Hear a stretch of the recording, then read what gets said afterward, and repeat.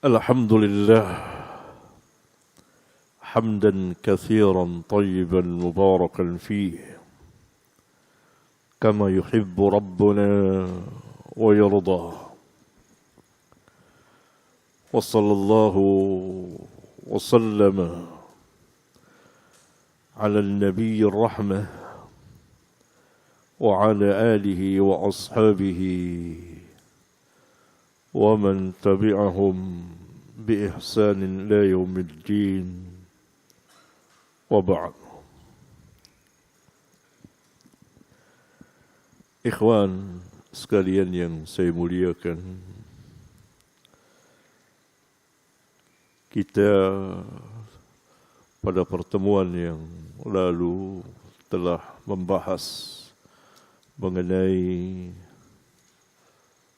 turunnya kewajiban salat 5 waktu ketika Nabi yang mulia alaihi salatu wassalam Isra dan Mi'raj.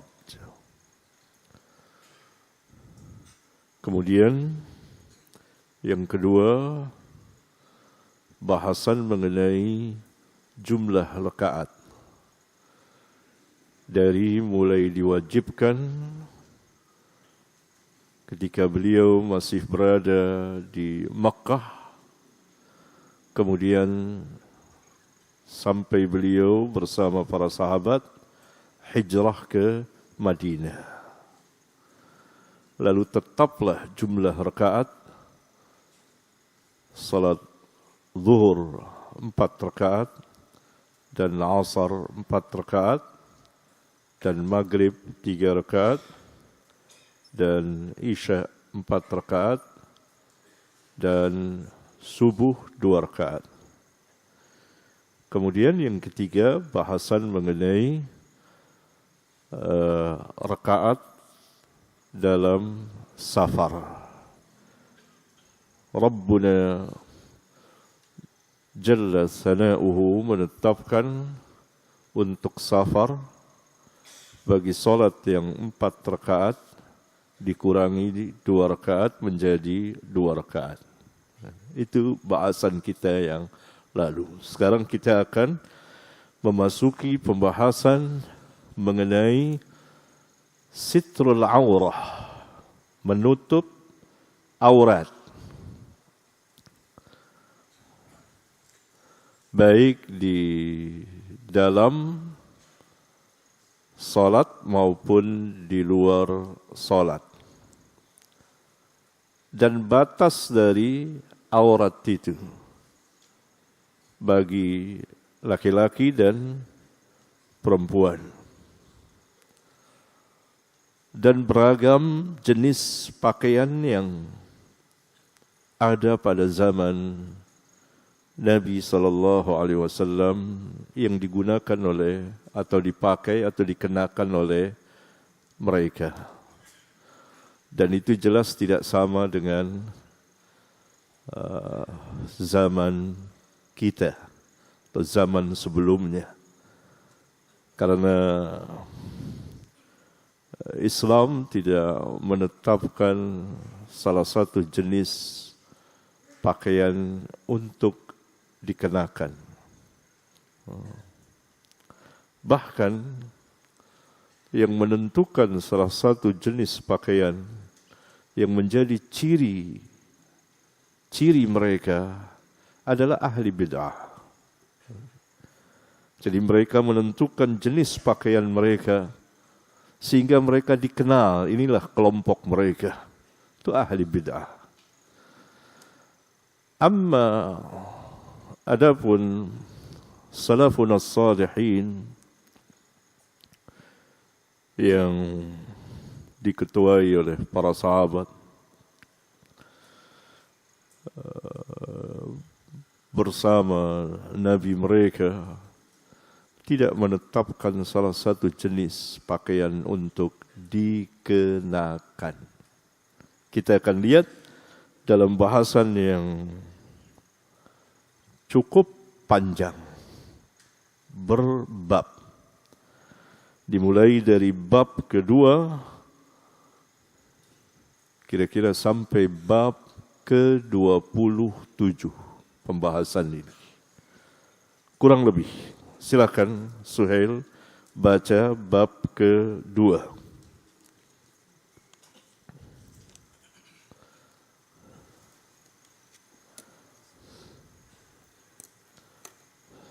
Bismillahirrahmanirrahim. Alhamdulillahi wassalatu wassalamu ala Rasulillah wa ala alihi wa ashabihi ajma'in. Amma ba'du. Qala al-Imam Muhammad ibn Ismail al-Bukhari al-Ju'fi rahimahullahu ta'ala fi kitabih al-Jami' as-Sahih fi kitab as-salah. في كتاب الصلاة باب وجوب الصلاة في الثياب وقول الله تعالى خذوا زينتكم عند كل مسجد ومن صلى ملتحفا في ثوب واحد ويذكر عن سلمة بن الأكوع أن النبي صلى الله عليه وسلم قال يزره ولو بشوكة في إسناده نظر ومن صلى في الثوب الذي يجامع فيه ما لم ير فيه أذى وأمر النبي صلى الله عليه وسلم ألا يطوف بالبيت عريان. حدثنا موسى بن إسماعيل قال حدثنا يزيد بن إبراهيم عن محمد عن أم عطية قالت أمرنا أن نخرج الحيض يوم العيدين وذوات الخدور فيشهدنا جماعة المسلمين ودعوتهم ويعتزل الحيض عن مصلاهن. قالت امرأة يا رسول الله إحدانا ليس لها جلباب قال لتلبسها صاحبتها من جلبابها. وقال عبد الله بن رجاء حدثنا عمران قال حدثنا محمد بن سيرين قال حدثنا أم عطية سمعت النبي صلى الله عليه وسلم بهذا. Iya. Bab kedua atau bahasan pertama mengenai yang tadi saya sebutkan. Al-Imam memberikan judul bab kewajiban berpakaian. Yang dimaksud adalah sitrul aurah, menutup aurat di dalam salat. Beliau mengatakan bab penjelasan mengenai hukum wujubis salati fi thiyab. Kewajiban salat mengenakan pakaian, yakni tidak boleh bertelanjang. Karena dahulu kaum musyrikin, yakni sebagian dari mereka, apabila tawaf, maka mereka tawaf dengan bertelanjang. Oleh karena itu nanti akan ada keterangan. Bahkan di sini dibawakan oleh Al-Imam rahimahullahu taala, perintah Nabi sallallahu alaihi wasallam alla yatufa bil baiti uryanun. Nanti akan ada hadisnya, hadis muallaq nanti akan dimausulkan. Tidak boleh lagi seseorang tawaf di Ka'bah dengan bertelanjang bulat. Uryanun. Maka turunlah ayat khudhu zinatakum 'inda kulli masjidin. Khudhu zinatakum 'inda kulli masjidin. Ini dalam surat Al-A'raf. Ayat berapa? 31.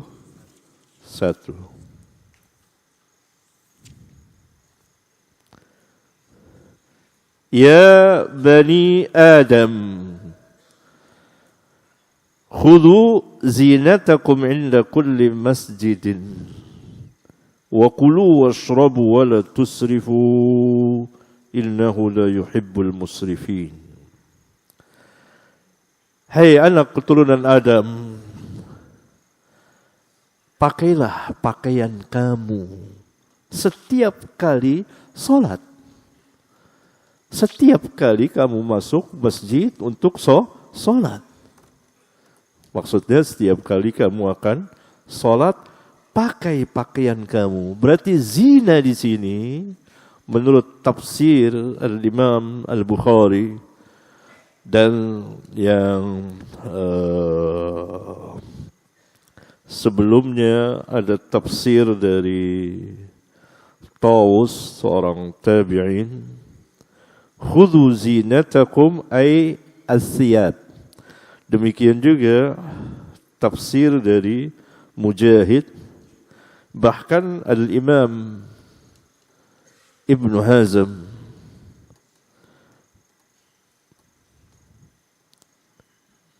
mengatakan telah terjadi ittifaq, kesepakatan bahwa yang dimaksud khudhu zinatakum adalah sitrul aurah, menutup aurat.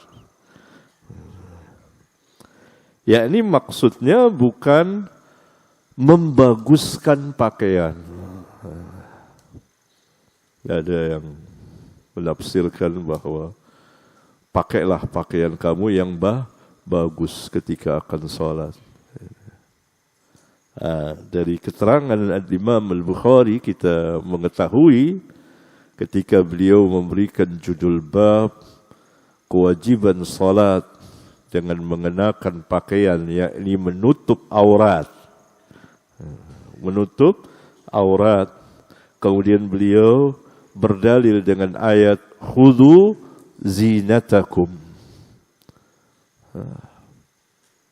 menunjukkan bahwa beliau memahami zinatakum adalah as-siyab, pakaian. Tujuannya untuk sitrul aurah, menutup aurat. Adapun batas aurat di dalam salat dan di luar salat jelas berbeda. Jelas berbeda. Nanti akan ada insyaallah taala bahasannya. Al-Hafidh juga mengatakan bahwa yang dimaksud dengan akhzuz zina, memakai, yakni mengambil zina, perhiasan di situ yang dimaksud adalah dalam ayat mengenakan pakaian, bukan mengenakan pakaian yang bagus. Dari keterangan ini tahulah kita beredar perkataan di masyarakat bahwa ketika sholat harus membaguskan pakaian, dalilnya ayat ini.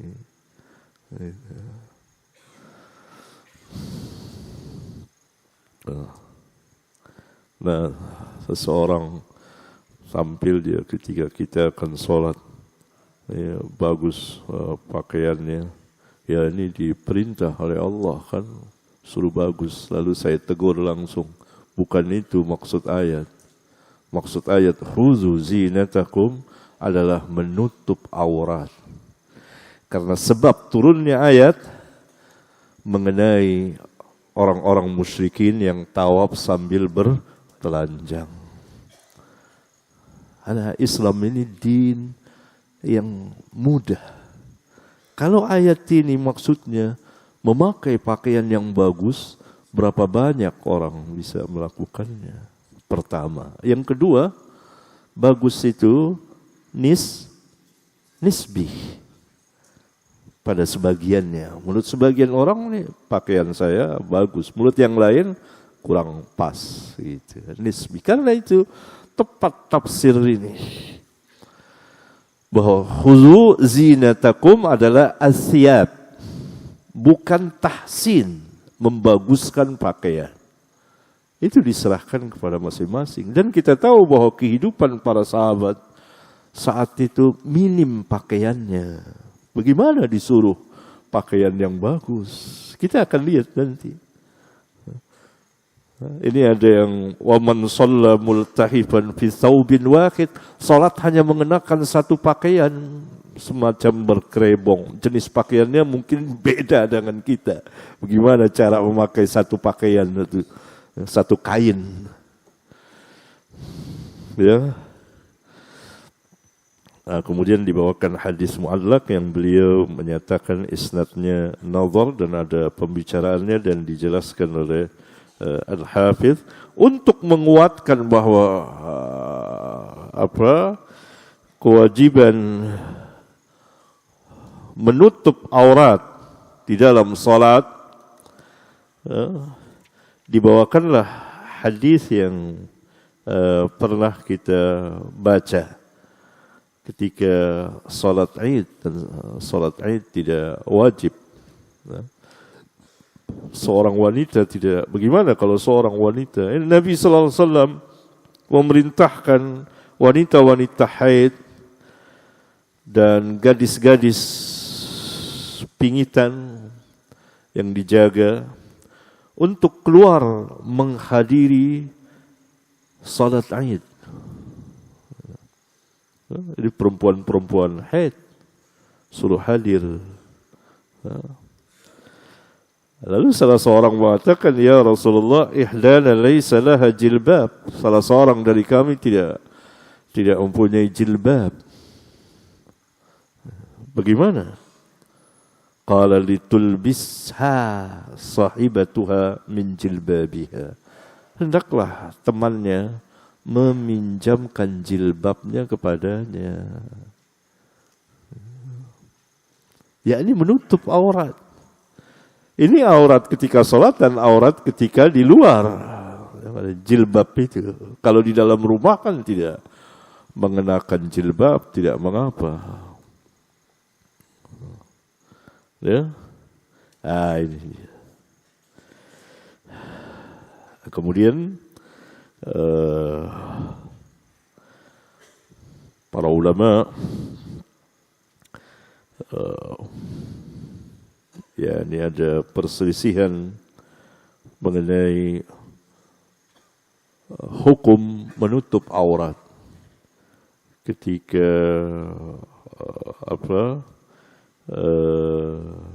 salat ini. Tapi umumnya ulama mengatakan ia menjadi salah satu syarat sahnya salat. Umumnya ulama, salah satu syarat sahnya salat adalah menutup aurat. Menutup aurat.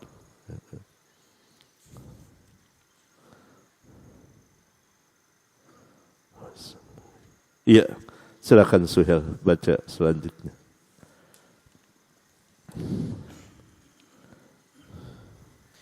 باب عقد الإزار على القفا في الصلاة. وقال أبو حازم عن سهل صلوا مع النبي صلى الله عليه وسلم صلوا مع النبي صلى الله عليه وسلم عاقد أزرهم على عواتقهم. حدثنا أحمد بن يونس قال حدثنا عاصم بن محمد قال حدثني واقد بن محمد عن محمد بن المنكدر قال صلى جابر في إزار قد عقده من قبل قفاه وثيابه موضوعة على المشجب. قال له قائل تصلي في إزار واحد؟ فقال إنما صنعت ذلك ليراني أحمق مثلك وأينا كان له ثوبان على عهد النبي صلى الله عليه وسلم. حدثنا مطرف أبو مصعب قال حدثنا عبد الرحمن بن أبي الموالي عن محمد بن المنكدر قال رأيت جابر بن عبد الله يصلي في ثوب واحد وقال رأيت النبي صلى الله عليه وسلم يصلي في ثوب. Iya. Ini bab aqdil izar, mengikat kain. Mungkin kainnya tidak sama dengan kain sarung kita. Ya. Alal qafa, di tengkuk. Ya. Fis salah, dalam salat, yakni mereka minim sekali pakaiannya. Bagaimana jenisnya kita tidak tahu. Ini pakaian mungkin pakaian seperti kain ihram barangkali, wallahu a'lam. Ya, kain sarung kita kan diikat di sini. Ini ditengkuk dianya. Semacam orang berkerebong. Macam orang berkerebong gitu. Ya, orang kan suka berkerebong, kita pakai kain gini kan, kedinginan. Gitu. Mungkin diikat, tapi kain sarung kita nggak bisa diikat gitu. Mana? Ini salah satu jenisnya yang ada pada zaman mereka, dan minim sekali. Dibawakan hadis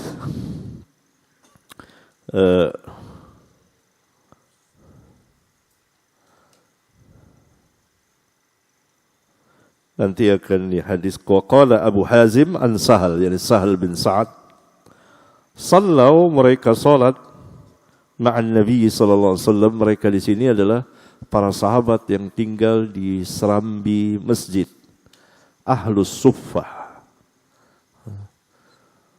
orang-orang yang tidak punya keluarga dan mereka miskin. Mereka diizinkan Nabi untuk tinggal di serambi masjid. Mereka kalau salat bersama Nabi, aqidi uzrihim ala awatikihim, mengikat kain-kain mereka di pundak-pundak mereka agar tertutup aurat mereka di dalam salat. Sehingga nanti akan ada hadis wanita-wanita diperintah oleh Nabi SAW jangan mengangkat kepala lebih dahulu dari sujud sebelum kaum laki-laki. Karena kalau wanita mengangkat kepalanya lebih dahulu dari sujud, akan terlihat aurat sebagian sahabat karena minimnya pakaian mereka. Ini. Kemudian Al-Imam membawakan hadis Jabir, yaitu hadis tadi hadis 351, sekarang hadis 352 dan 353.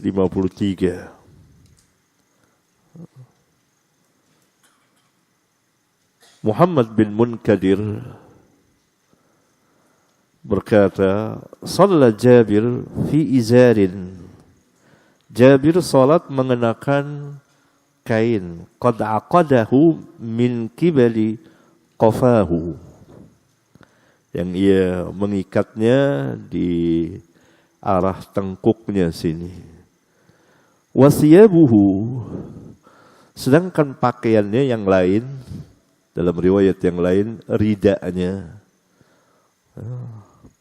selendangnya, ridanya, maudu'atun, terletak ada, alal misjab, di tempat menyimpan pakaian.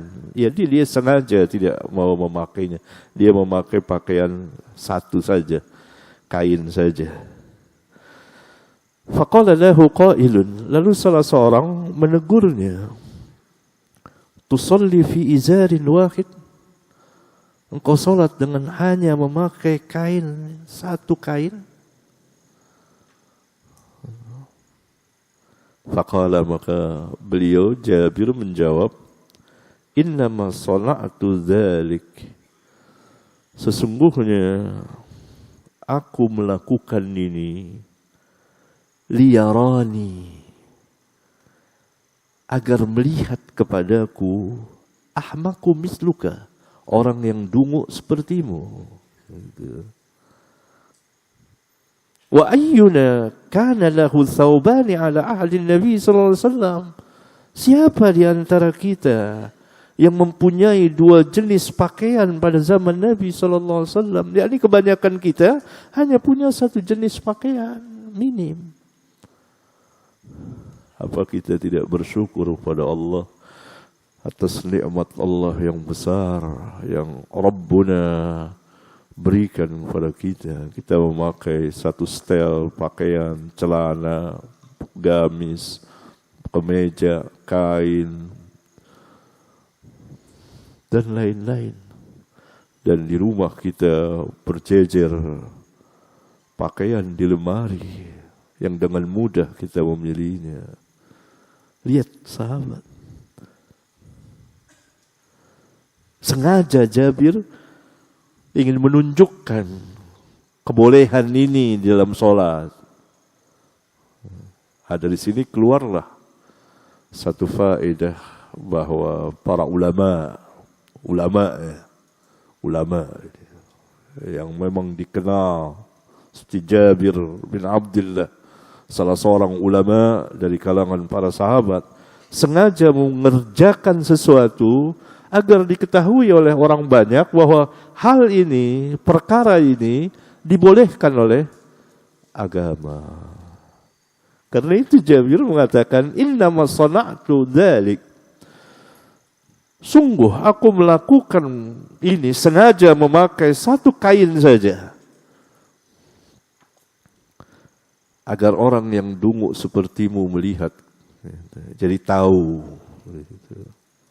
Kemudian Jabir menjelaskan minimnya pakaian mereka pada zaman Nabi sallallahu alaihi wasallam.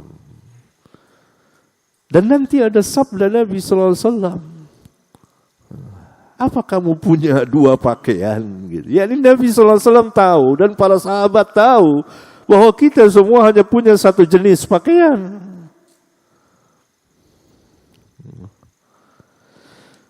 Gimana model pakaiannya? Kita tidak tahu. Ini kan pakai satu kain, kelihatannya bukan kain kita ini. Mungkin bahan atau apa yang dikerebongkan begini. Wallahu a'lam. Ini menunjukkan berbedanya pakaian. Karena Islam tidak mengatur jenis pakaian. Ini harus begini, harus enggak. Ya. Baik laki maupun perempuan. Demikian juga dengan makanan tidak pernah diatur.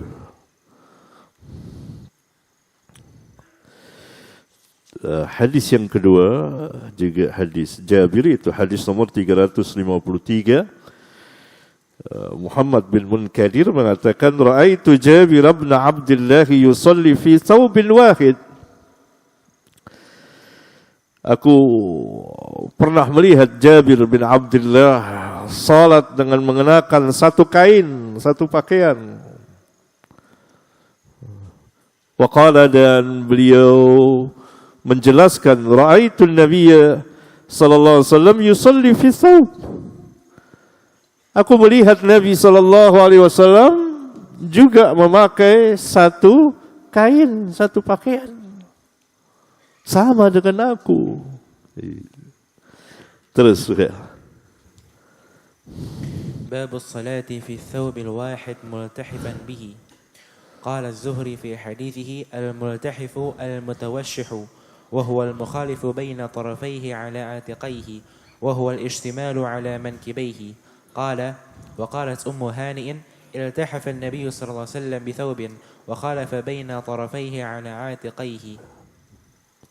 حدثنا عبيد الله بن موسى قال حدثنا هشام بن عروة عن أبيه أن عمر بن أبي سلمة أن النبي صلى الله عليه وسلم صلى في ثوب واحد قد خالف بين طرفيه. حدثنا محمد بن المثنى قال حدثنا يحيى قال حدثنا هشام قال حدثني أبي أن عمر بن أبي سلمة أنه رأى النبي صلى الله عليه وسلم يصلي في ثوب واحد في بيت أم سلمة قد ألقى طرفيه على عاتقيه. حدثنا عبيد الله بن إسماعيل قال عبيد بن إسماعيل حدثنا عبيد بن إسماعيل قال حدثنا أبو أسامة عن هشام عن أبيه أن عمر بن أبي سلمة أخبره قال رأيت رسول الله صلى الله عليه وسلم يصلي في ثوب واحد مشتملا به في بيت أم سلمة واضعا طرفيه على عاتقيه.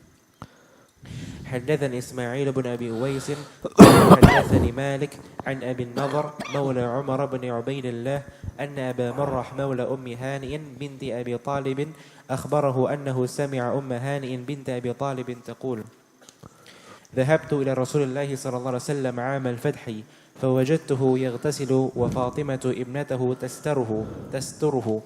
قالت فسلمت عليه فقال من هذه؟ فقلت أنا أم هانئ بنت أبي طالب. فقال مرحبا بأم هانئ. فلما فرغ من غسله قام فصلى 8 ركعات ملتحفا في ثوب واحد.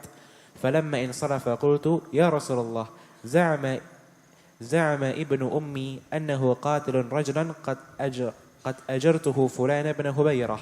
فقال رسول الله صلى الله عليه وسلم قد أخبرنا من أجرت يا أم هانئ قالت أم هانئ وذاك ضحى حدثنا عبد الله بن يوسف قال أخبرنا مالك عن ابن شهاب عن سعيد بن المسيب عن أبي هريرة أن سائلا سأل رسول الله صلى الله عليه وسلم عن الصلاة في ثوب واحد فقال رسول الله صلى الله عليه وسلم أو لكلكم ثوبان. Iya. Al-Imam kemudian memberikan judul babus shalah fi thawbil wahid multahifan bihi. Bab salat dengan mengenakan satu kain pakaian yang menutup dirinya dengan kain itu, menutup sini pundaknya. Kemudian ada al-athar dari Az-Zuhri Muhammad bin Muslim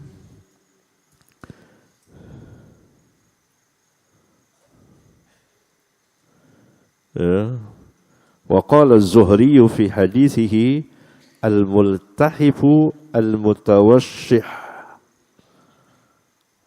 Berarti al-mutawashih itu menutup. Wahwa ini perkataan Bukhari tentunya. Menjelaskan perkataan Az-Zuhri. Yani wahwa al-mukhalifu baina tarafai ala atiqaihi. Wahwa al-ishtimalu ala mankibaihi. Nah, ini maksud al-mutawashih adalah al-ishtimalu menutup kedua pundaknya di sini, kedua pundaknya. Qalat Ummu Hani iltahafa an-nabiy sallallahu alaihi wasallam bi thawbin wa khalafa baina tarafaihi ala atiqaihi. Juga menunjukkan kedua pundak tertutup sini. Ya. Nanti akan ada hadisnya. Kemudian Al-Imam membawakan 3 buah hadis.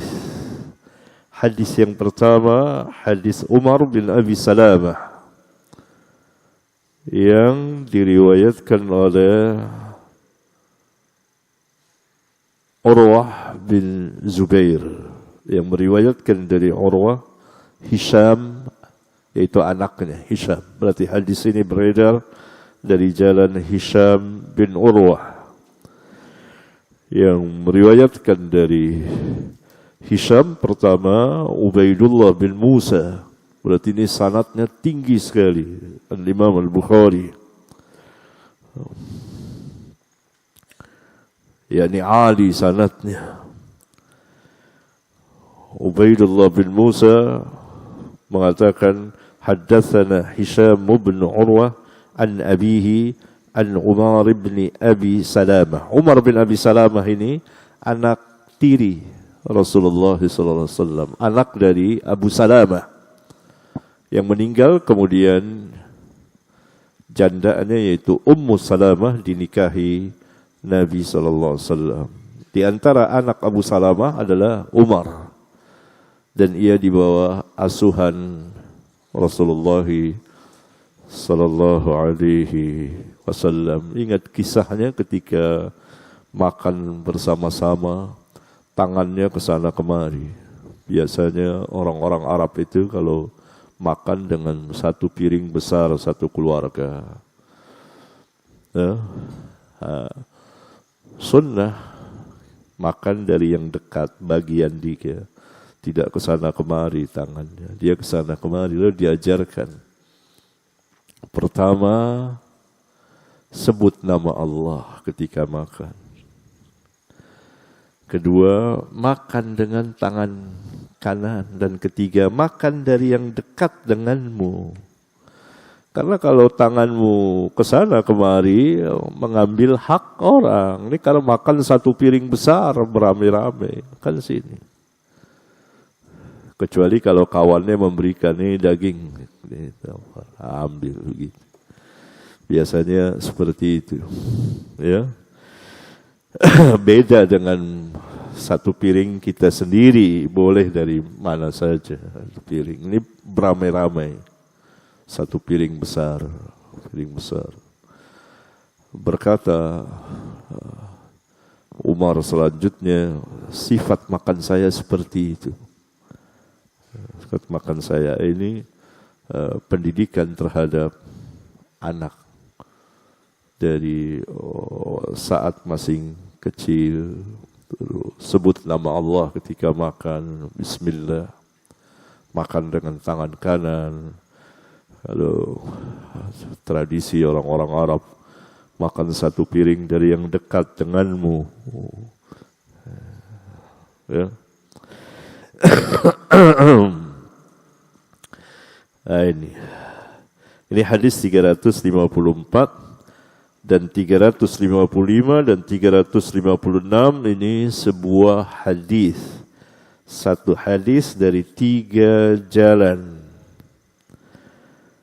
Dari jalan Ubaidullah bin Musa, dari Hisham, dari ayahnya, dari Umar bin Abi Salamah.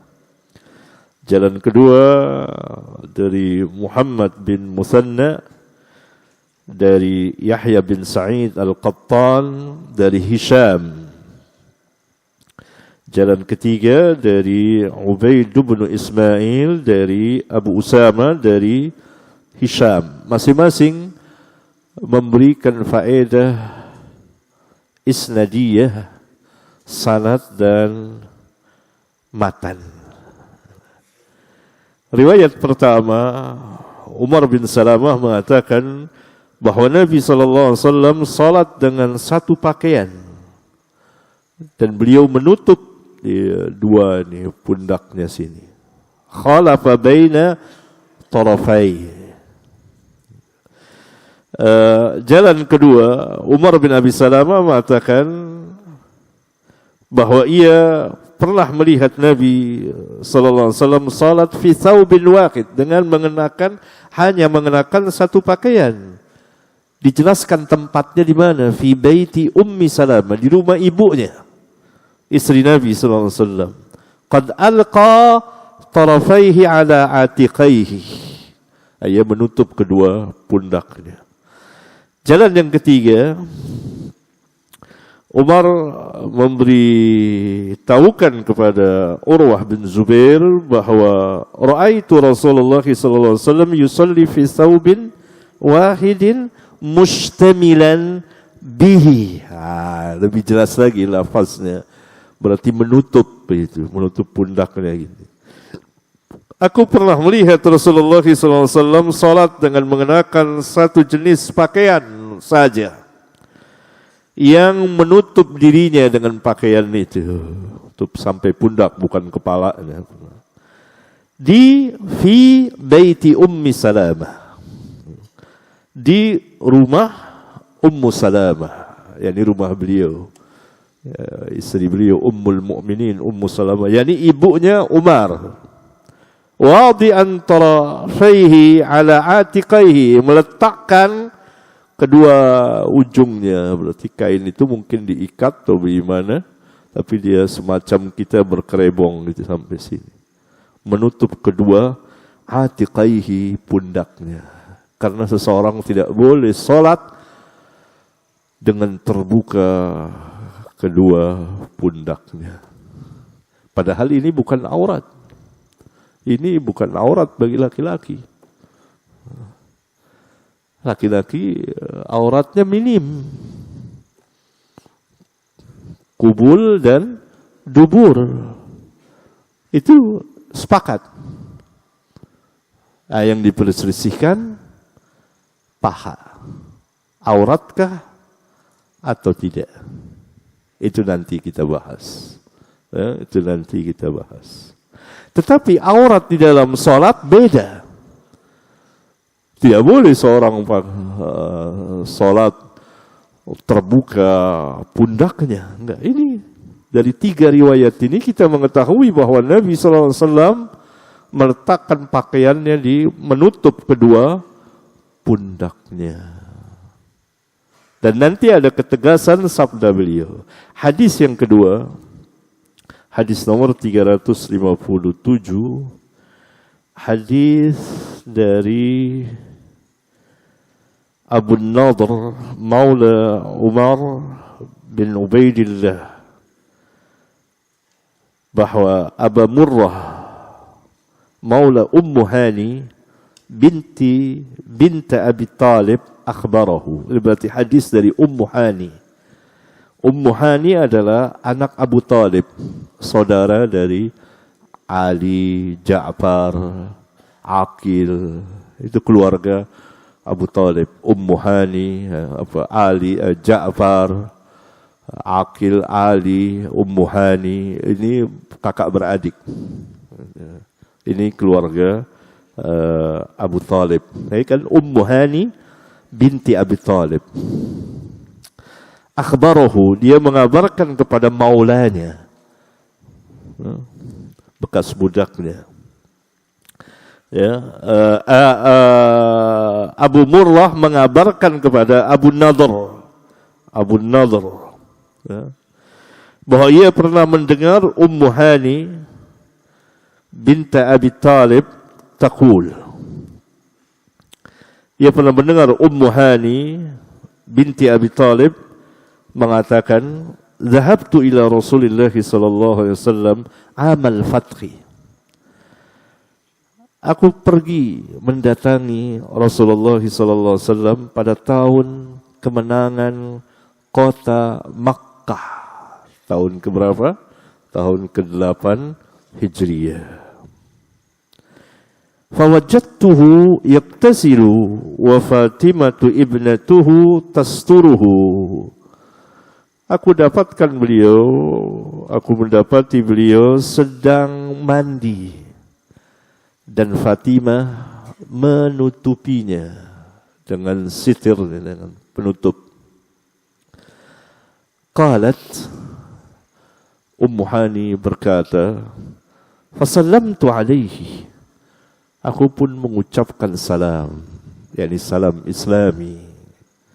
Di sini keluar hukum boleh mengucapkan salam kepada orang yang sedang mandi, walaupun di kamar mandi itu ada toiletnya. Yang terlarang, sebagaimana hadisnya pernah kita bahas, baca, ketika sedang buang hajat, kecil atau besar, sedang. Adapun ketika mandi, boleh. Fasallamtu alaihi. Aku mengucapkan salam kepada beliau. Faqala, maka Nabi SAW bertanya, man hadhihi, siapa ini?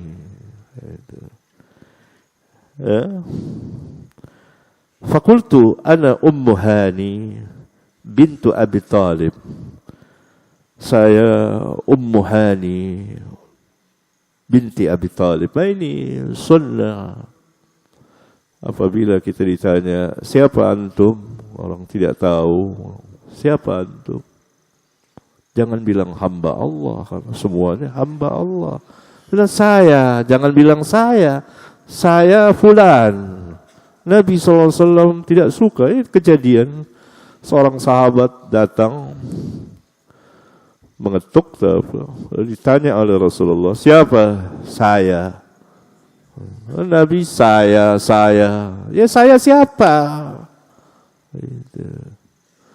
Harus dikasih tahu namanya. Berarti Islam perlu kejelasan. Nabi SAW bertanya, man hadi?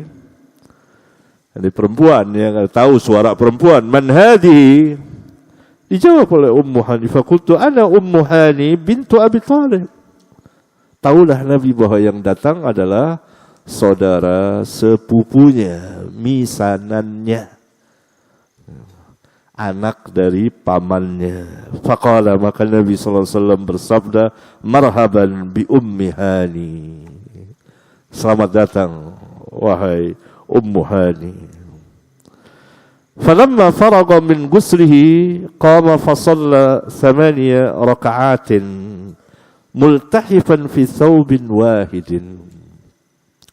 Maka tatkala beliau telah selesai dari mandinya, beliau berdiri, lalu beliau salat 8 rakaat menutupi tubuhnya dengan satu pakaian.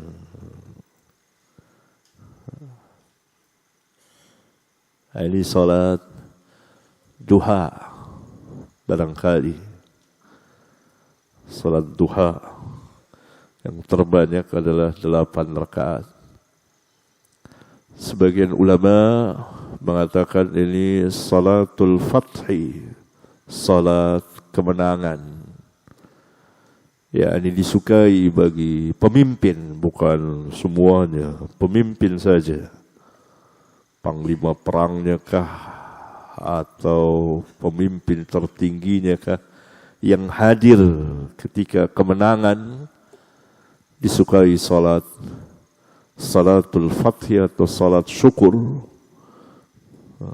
Ada yang berpendapat seperti itu, tapi kebanyakan mengatakan ini salat duha, karena Ummu Hani di akhir hadis mengatakan wadzaka duha. Kalau ini perkataan Ummu Hani, wadzaka duha. Itu di waktu duha.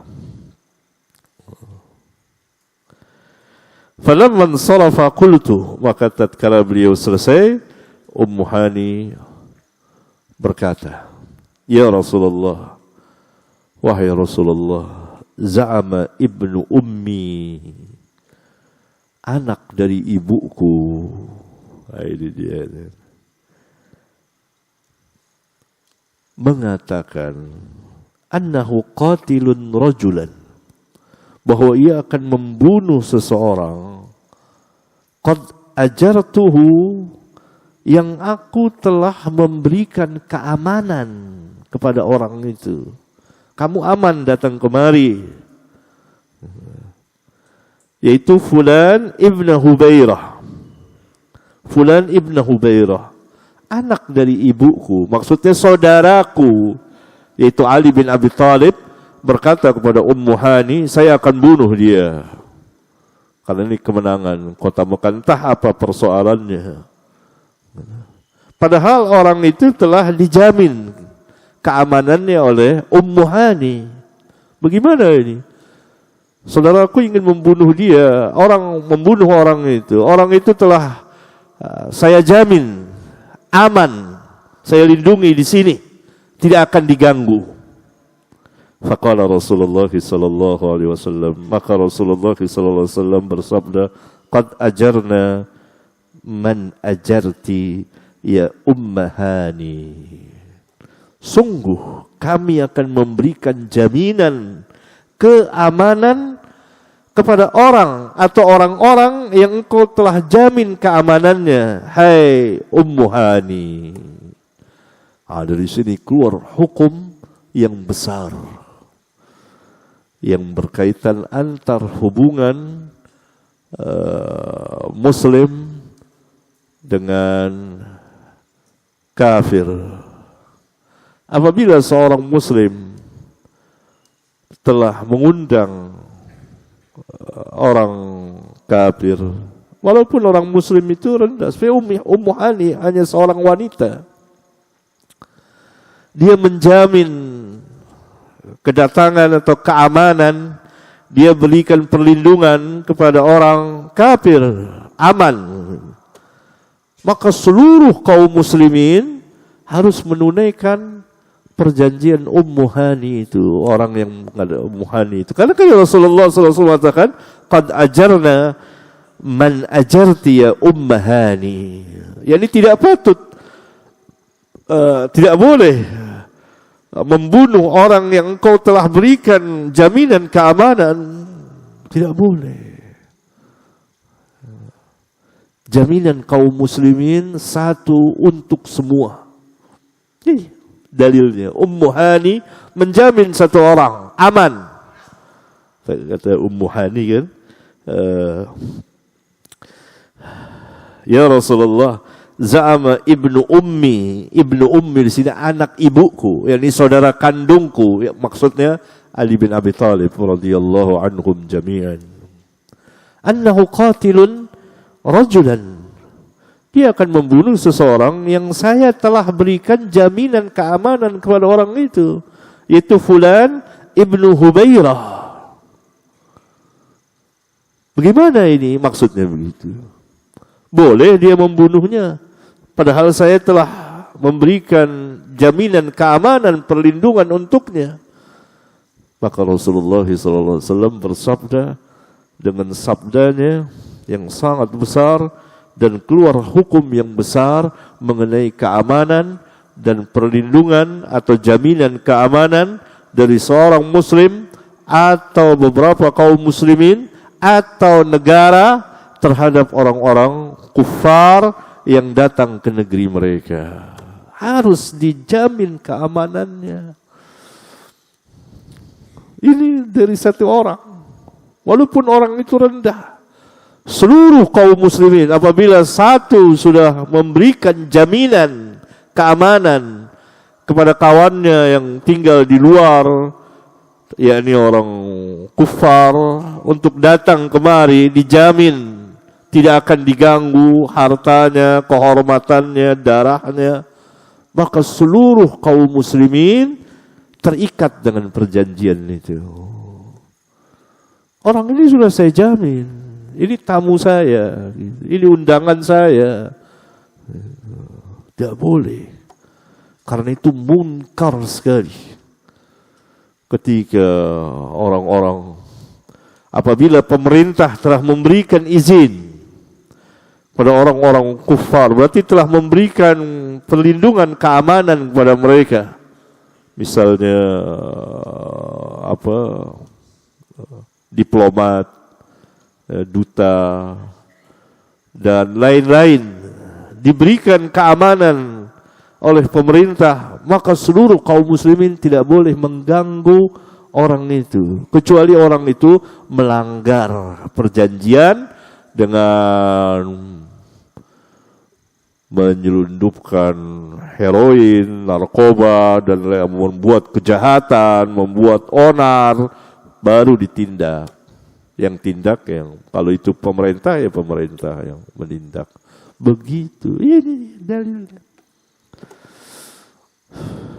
Ya. Nah, hadis yang ketiga, hadis Abu Hurairah. Anna sa'ilan sa'ala Rasulullah sallallahu alaihi wasallam 'anis salati fi thawbin wahid. Bahwa seseorang pernah bertanya kepada Rasulullah sallallahu alaihi wasallam tentang salat memakai satu pakaian. Faqala Rasulullah sallallahu alaihi wasallam, awalikullikum thawbani.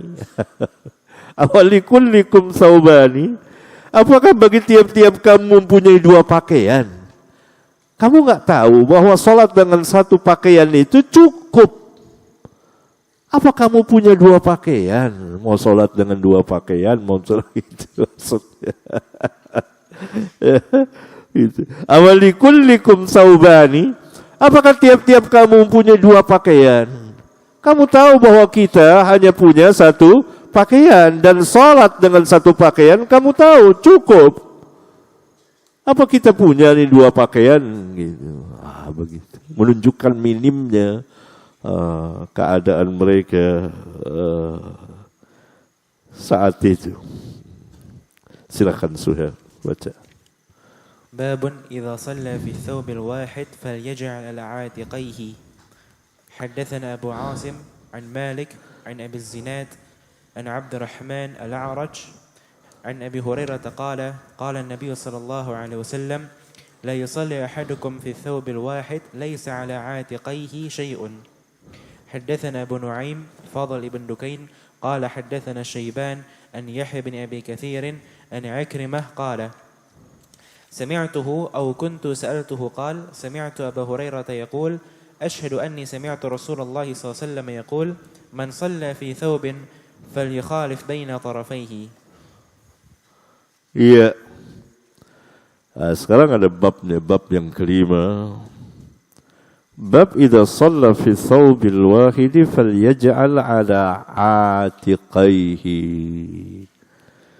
Bab orang yang salat dengan satu pakaian saja, hendaklah ia menjadikan di atas kedua pundaknya. Maksudnya hendaklah ia menutup kedua pundaknya. Kemudian dibawakan hadis Abu Hurairah. Itu hadis 359 dan 360. An Abi Hurairah qala qala an-nabiy sallallahu alaihi wasallam la yusalli ahadukum fi thawbil wahid laysa ala atiqaihi syai'un. Tidak boleh seseorang dari kamu salat dalam satu jenis pakaian yang tidak ada di kedua pundaknya sesuatu, yang tidak ada sesuatu di kedua pundaknya ini, tengkuknya sini, ini tidak tertutup. Padahal ini bukan aurat. Tetapi di dalam salat wajib ditutup. Dalam salat wajib tutup. Tidak boleh terbuka. Kita ini pakai baju tertutup, pakai kaos tertutup, tutup piniannya, sudah tertutup. La yusalli ahadukum fi thawbil wahid laysa ala atiqaihi syai'un. Tidak boleh salat salah seorang dari kamu dengan satu pakaian yang tidak ada di kedua pundaknya sesuatu yang menutup keduanya. Demikian juga riwayat yang kedua, man shalla fi thawbin falyukhalif baina tarafaihi. Barang siapa yang salat dengan mengenakan satu pakaian, maka hendaklah ia menutup di kedua pundaknya ini.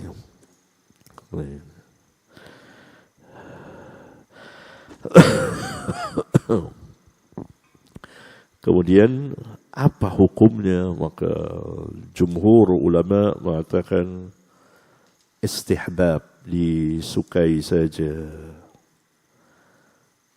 Dan larangan di hadis sebelumnya la yusalli litanzih.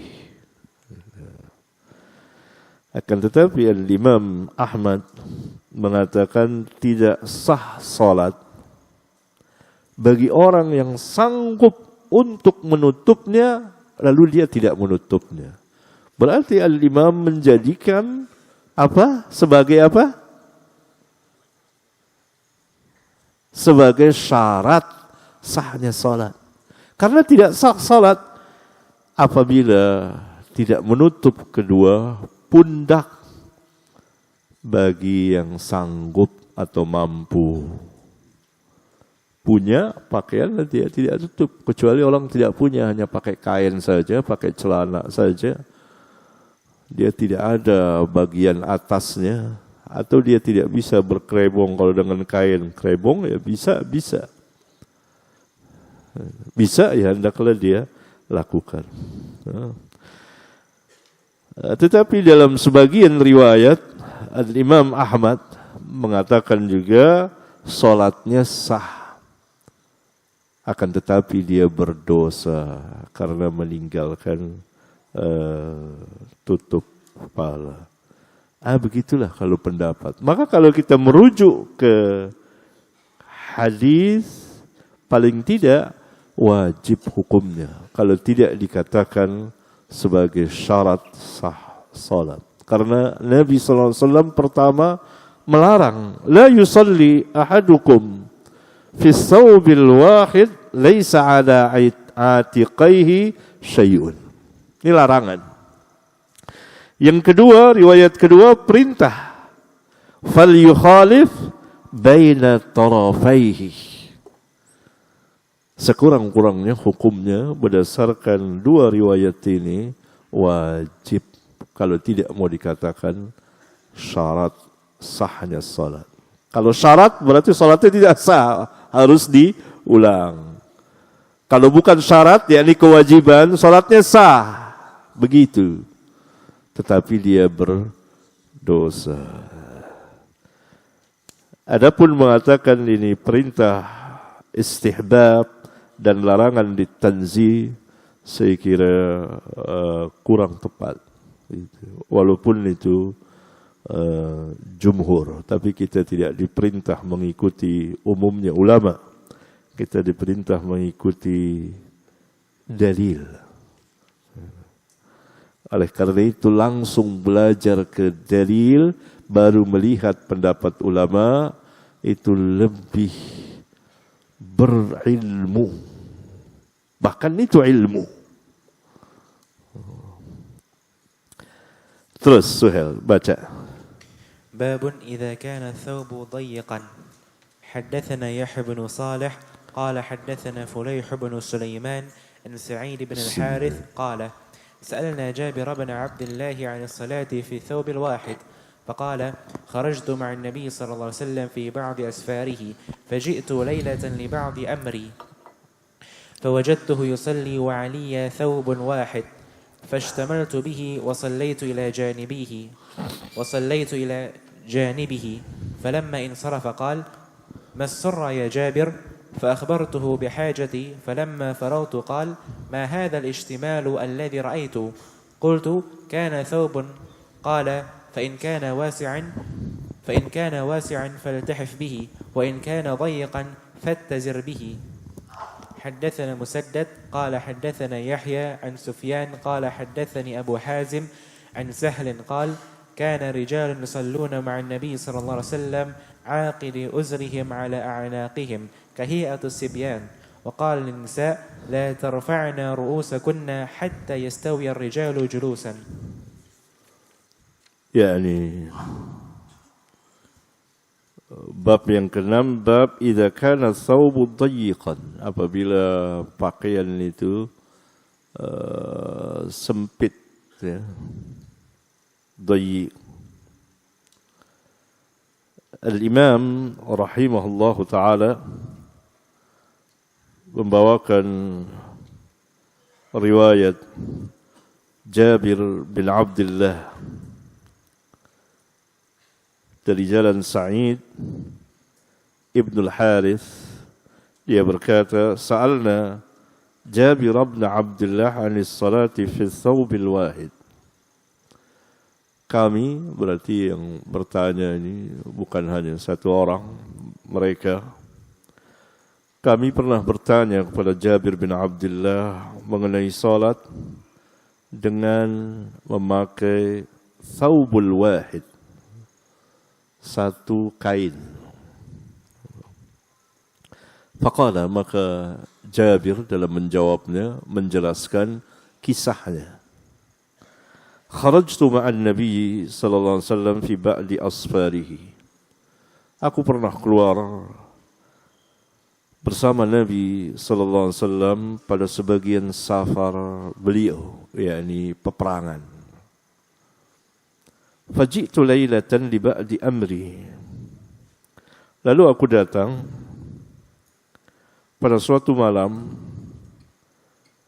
karena tuntutan sebagian dari hajatku, yakni untuk menunaikan hajatku, yakni selesai menunaikan hajatnya. Fawajadtuhu yusalli. Maka aku dapati beliau sedang salat, yakni salat malam. Menunjukkan bahwa ketika safar dibolehkan salat malam. Wa alayya thawbun wahidun, dan aku mengenakan satu kain. Fashtamaltu bihi, lalu aku menutup diriku dengannya. Berarti kita berkerebong, berarti tangannya kan di dalam itu, sempit.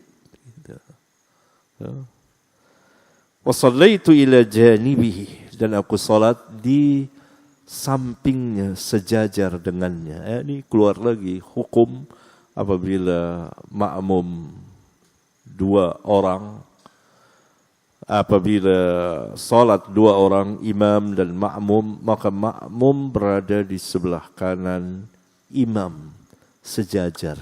Seperti kata Jabir, wasallaitu ila janibihi, dan aku salat di sampingnya, sejajar. Falamman sarafa qala, tatkala beliau telah selesai salat malam, dan aku dari sini keluar lagi faedah bahwa boleh berjamaah dalam salat malam, tetapi secara spontanitas, tidak diatur. Mengaturnya selain dari bulan Ramadan yang kita kenal dengan nama salat tarawih, itu tidak ada sunnahnya. Semua yang terjadi jamaah Nabi SAW di waktu malam dengan sebagian sahabat, itu spontanitas, tidak diatur. Jadi kan kadang-kadang diatur waktunya, tempatnya di Masjid Anu, waktunya, imamnya. Gitu. Sekarang kan banyak imam sewaan. Ya. Sebetulnya yang mengimami, misalnya di sini, ya masjid ini, Masjid Mubarak, yang mengimami kaum sini. Ya dalilnya mana? Sabda Rasulullah SAW, ya ummul qaum aqra'uhum li kitabillah. Yang mengimami kaum. Ini masjid besar, ini kaumnya, nih, kaum di sini. Yang paling pandai tentang kitabullah, dari hafalannya, kealimannya. Begitu. Ya kalau bulan Ramadan biasanya panggil ya imam. Ya. Menunjukkan bahwa mereka apa tidak punya imam. Enggak ada. Gitu. Pemuda-pemuda yang dididik, yang hafal Quran atau sebagian darinya yang kuat, dia alim tentang sholat. Gitu. Dia jadi imam di kaum itu. Dia berhak.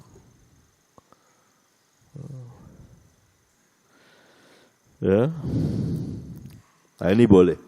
Orang sholat jemaah, misalnya orang bermalam, beberapa orang, kemudian salah seorang bangun malam, lalu dia bangunkan kawannya untuk sholat, boleh. Karena tidak diatur. Atau dia sholat sendiri, sholat sendiri, kemudian kawannya bangun lalu ikut, seperti Jabir. Tapi kalau diatur, ini ada sholat jamaah, sholat malam berjamaah di Masjid Anu, gitu. Nah, ini bid'ah. Tidak ada pengaturan seperti itu.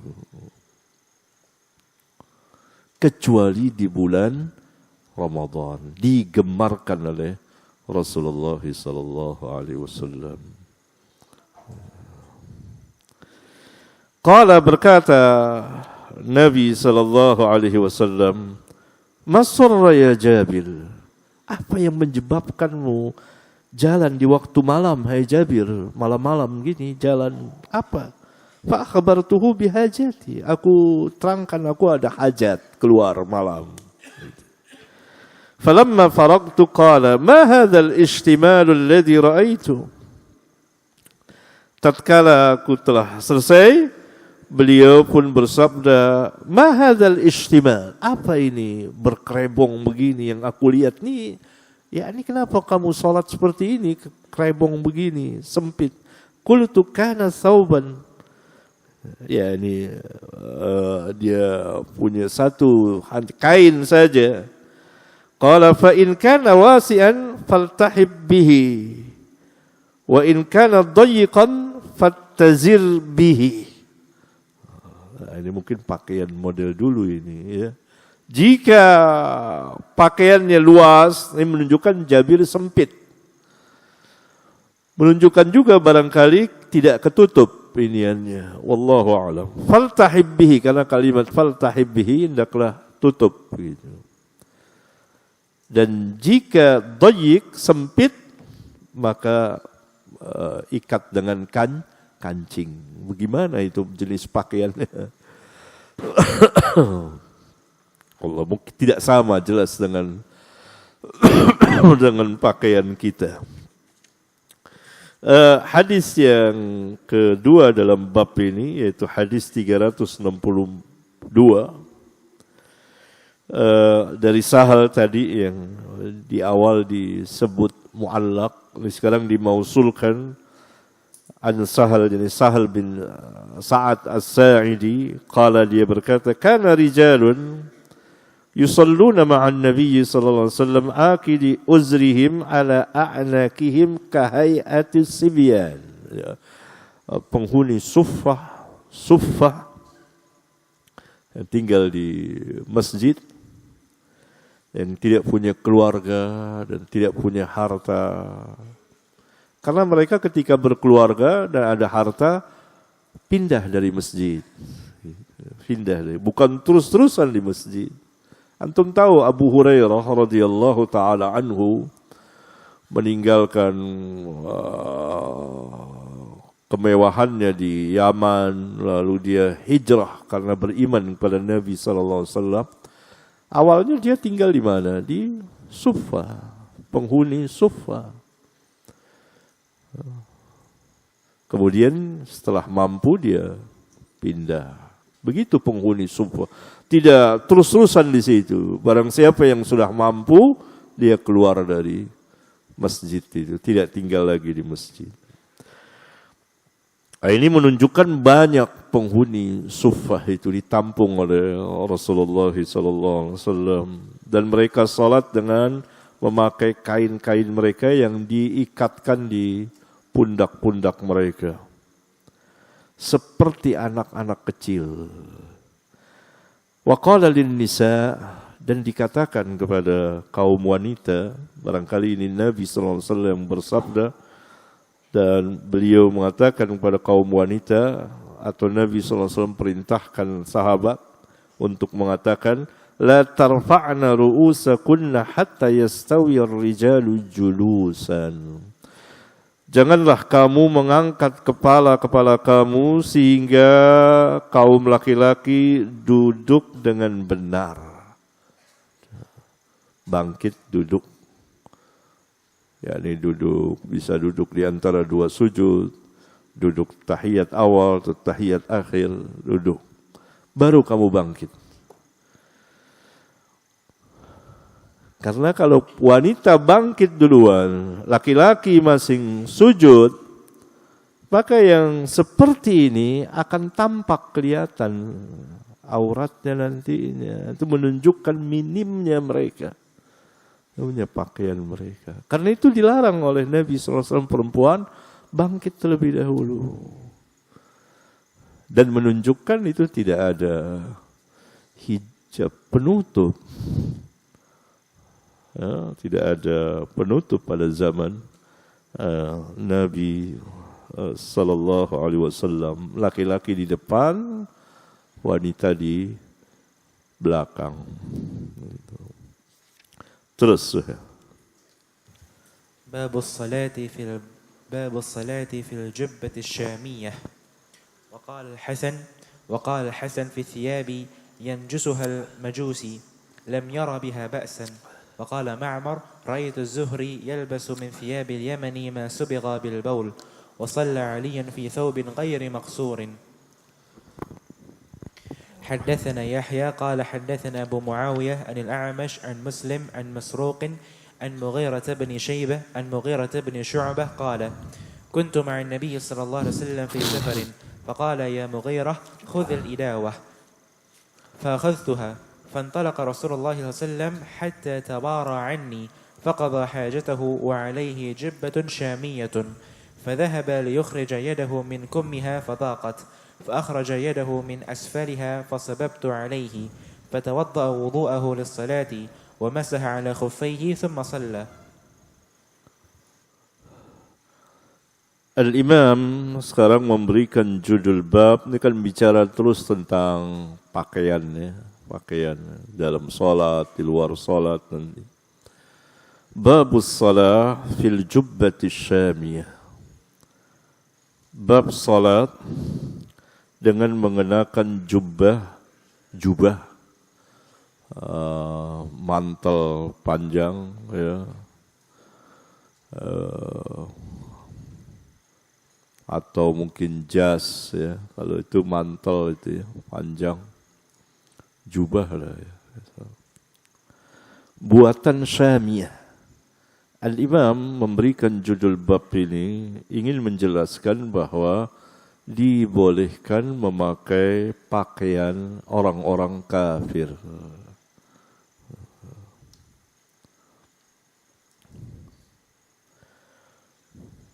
Pakaian mereka selama itu menutup aurat. Kemudian buatan mereka, saya pernah mendengar sebagian masyayikh, ada orang-orang yang tidak mengerti ya, tidak berilmu, harusnya memang lebih baik diam daripada berbicara. Yakni dia menentang, kurang lebih saya udah agak lupa, agak lama, tidak boleh memakai pakaian kufar. Lalu syekh itu kan pakai ini apa namanya, khimar ya. Ini saya ini buatan Inggris. Ini topi buatan mana ini? Peci buatan mana ini?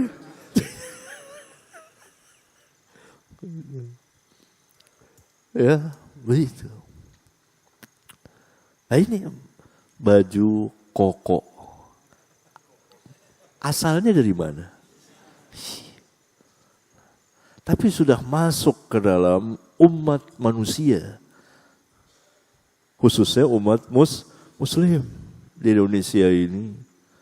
Sudah orang pakai itu. Gak ada masalah. Ini juga. Asalnya kan memang pakaian kufar itu. Bahkan yang lebih lagi, burnus, mantel, jaket atau jas yang sekalian penutup kepala, itu berasal dari pakaian pendeta Nasrani. Tapi masuk ke dalam kalangan bangsa Arab. Dan dipakai oleh para sahabat. Tidak ada Nabi SAW mengatakan, ini pakaian pendeta buka. Nggak ada. Antum bisa lihat itu antara ilmu dan kejahilan. Gimana orang itu? Jadi orang itu diam. Ini saya buatan London. Dia bilang London. Merek ya London. Bingung tuh orang. Nggak bisa jawab.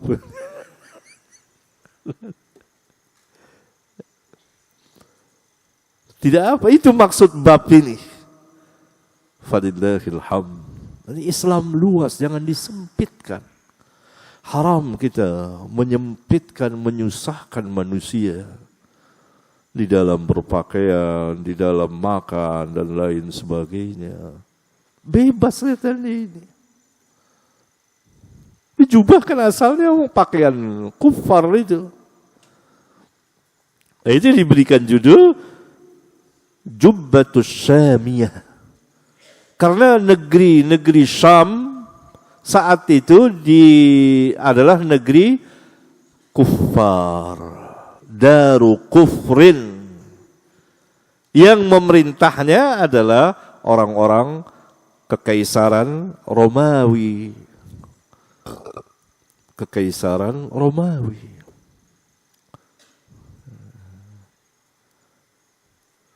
Negeri Syam itu kalau sekarang ini masuk Syria, Yordania, Palestina, itu negeri-negeri Syam luas. Baru pada zaman sahabat dikuasai, beralihlah, pindahlah dari daru kufrin, dari negeri kafir menjadi negeri Islam. Biladul muslimin. Pada zaman Rasulullah SAW masih negeri kufar.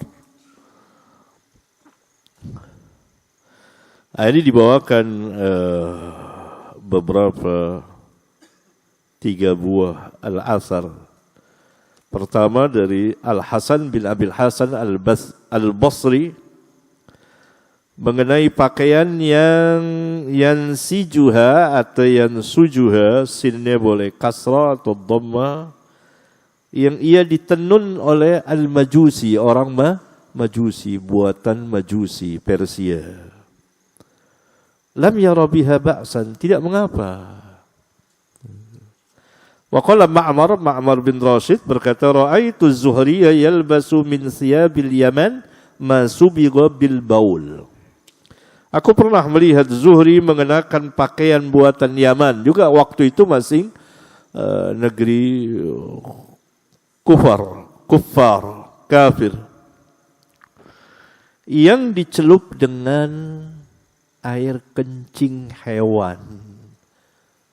Bukan habis dicelup air kencing hewan langsung dipakai, enggak. Buatnya seperti itu, dicuci dulu. Dicuci dulu baru dikenakan gitu. Wa shalla Aliun fi thawbin ghair maksur ya.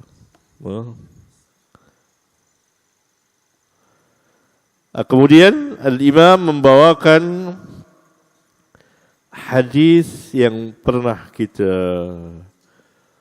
baca di nomor 182, ini hadis nomor 363 dari jalan Mughirah bin Syu'bah. Hadis ini mempunyai turuk, jalan-jalan yang banyak sekali dari riwayat Bukhari, Muslim dan Al-Imam Abu Daud dan para imam ahli hadis lainnya. Dan dari hadis Mughirah bin Syu'bah ini keluar faedah ilmiah yang banyak sekali. Di antaranya adalah kebolehan memakai pakaian kufar atau yang dibuat oleh mereka. Yang pakaian kufar itu telah diadopsi, telah masuk ke dalam kalangan kaum muslimin.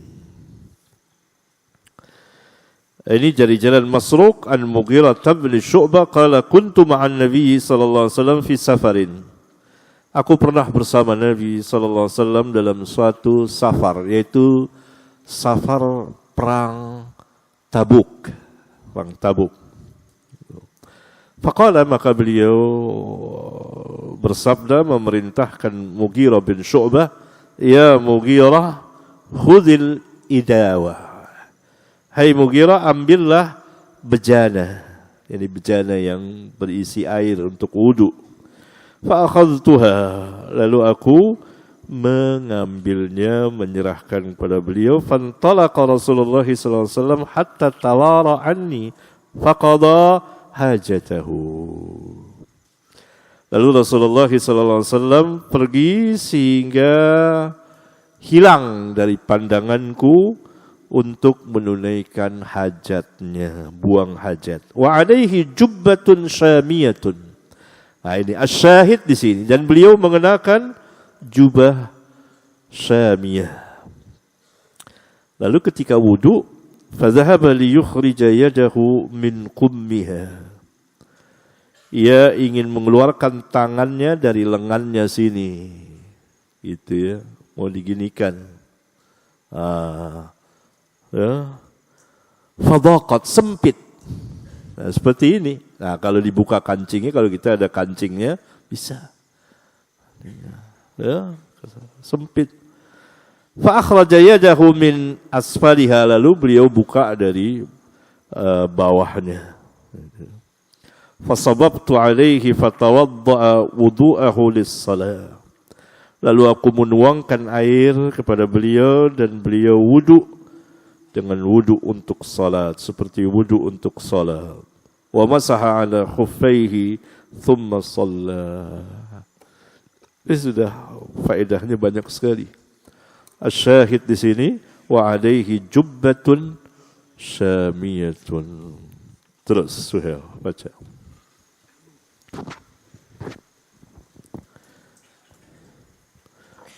باب كراهية التعري في الصلاة. حدثنا مطر بن الفضل قال حدثنا روح قال حدثنا زكريا بن إسحاق قال حدثنا عمرو بن دينار قال سمعت جابر بن عبد الله يحدث أن رسول الله صلى الله عليه وسلم كان ينقل معهم الحجارة للكعبة وعليه إزاره فقال له العباس عمه يا ابن أخي لو حللت إزارك فجعلت على منكبيك دون الحجارة قال فحله فجعله على منكبيه فسقط مغشيا عليه فما رؤي بعد ذلك عريانا صلى الله عليه وسلم. Ya, bab karahiyati ta'arri fis salat, bab tidak disukai. Maksud karahiyah di sini haram. Karena istilah makruh di dalam lafaz yang beredar di kalangan kaum salaf umumnya maksudnya adalah litahrim, haram.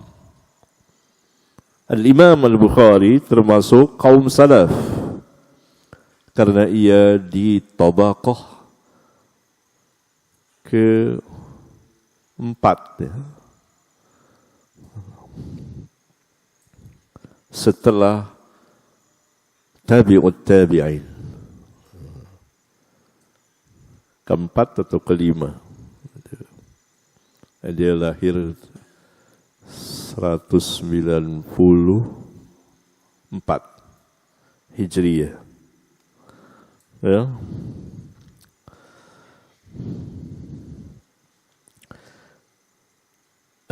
Beliau membawakan hadis dengan sanadnya sampai kepada Amr bin Dinar. Dia berkata, sami'tu Jabir bin Abdullah yuhaddithu anna Rasulullah sallallahu alaihi wasallam kana yankudu ma'ahum al-hijarata lil Ka'bah wa alaihi izaruhu. Amr bin Dinar mengatakan bahwa aku pernah mendengar Jabir bin Abdullah menceritakan, ini mursal sahabi karena Jabir tidak menyaksikan kejadian langsung di Makkah. Jabir orang Madinah. Dari mana dia dapat?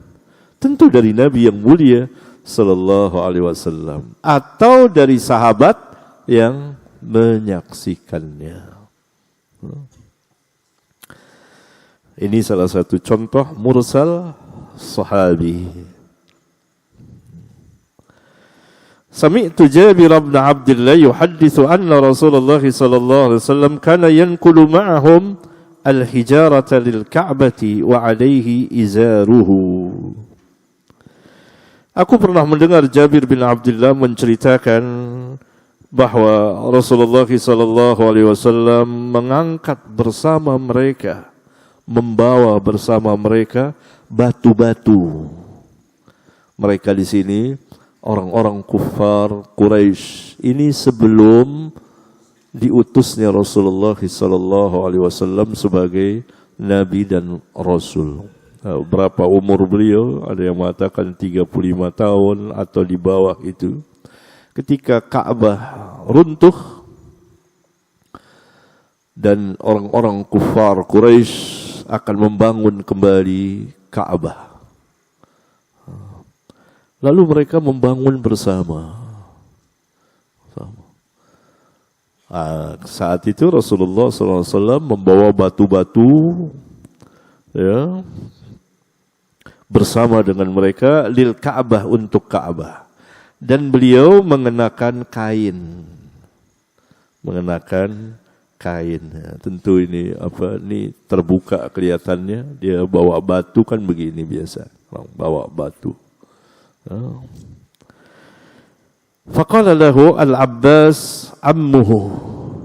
Paman beliau Abbas berkata kepada beliau, "Ya ibna akhi, wahai anak saudaraku, lau halalta izaraka, sekiranya engkau melepaskan kainmu, faja'alta ala mankibaika dunal hijarah, lalu engkau letakkan kainmu di kedua pundakmu, di bawah batu ini, kan ada alasnya kain."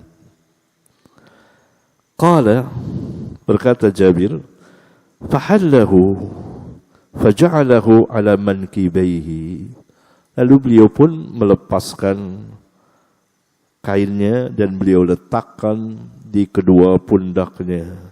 Fasaqata maghsyian alaihi, tiba-tiba beliau jatuh pingsan. Tidak sempat beliau melihat dalam keadaan tidak berpakaian gitu. Sekali itu saja Rabbuna menjaganya. Fasaqata maghsyian alaihi, tiba-tiba beliau pingsan. Karena Nabi SAW terjaga sebelum diutusnya menjadi Nabi dan Rasul, apalagi sesudah menjadi Nabi dan Rasul. Dan beliau orang yang paling pemalu, bahkan lebih malu dari gadis pingitan di antara sifatnya. Famaru'iya ba'da dzalika uryanan, maka sesudah itu tidak pernah dilihat lagi beliau terbuka auratnya. Dari sini diistinbatkan hukum dari Bukhari, haram salat dengan tanpa berpakaian. Tanpa berpakaian. Telanjang begitu. Ya. Kecuali tentu terpaksa. Seseorang tidak punya apa-apa, ya. Ya itu mungkin jarang terjadi, tapi bisa saja terjadi. Maka tetap dia harus melaksanakan sholat. Walaupun tidak menunaikan syarat sahnya sholat. Seperti wudu. Syarat sahnya sholat. Kalau tidak ada air, maka kita tayammum. Kalau tidak ada air dan tidak ada tanah atau debu untuk bertayammum, maka kita tetap sholat sebagaimana telah dibahas.